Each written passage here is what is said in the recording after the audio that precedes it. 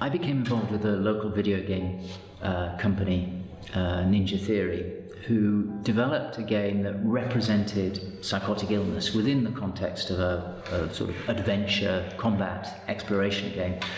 And it became clear working with them that they were capable of representing distress and human suffering in a really compelling way, particularly within the framework of a game where somebody is already quite immersed and participatory in the process. And after that, we began to ask the question, would it be possible to go beyond representation and actually look at ways in which we could help people to change their own mental states? And one way of doing this is to use virtual reality, which creates a very powerful experience that is to some extent indistinguishable from reality. Not completely, but it embeds someone within a world within which one can then explore, learn, try out new behaviours.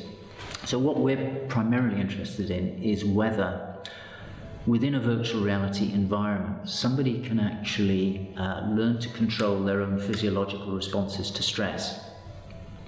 So we know that anxiety is not just a mental experience, it's a very physical experience. Our hearts race, we have butterflies in our stomach, we have sweaty palms, and a lot of those are a key part of what makes people suffer. And they get very frightened by these experiences and they can spiral out of control. If we can create an environment in which somebody can learn to manage those experiences in a safe way, then it may be that they can apply those out there in the real world to the things that stress them. So we've developed a virtual reality set of stresses, some quite powerful stresses, such as spiders, heights, social experiences, horror experiences.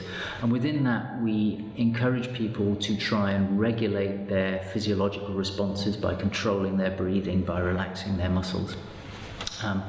So the VR setting is one in which they can safely experience stresses and practice the sort of skills that would help them to deal with those stresses.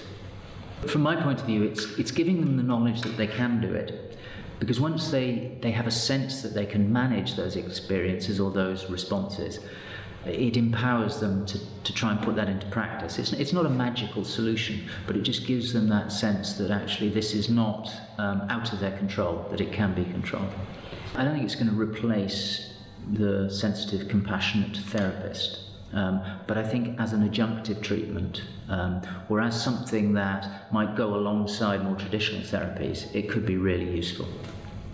NIHR Cambridge BRC is enormously supportive to my work and to others within psychiatry, partly because my work needs multiple levels of expertise and an infrastructure that will support multidisciplinary work, and that's clearly embedded in NIHR BRC.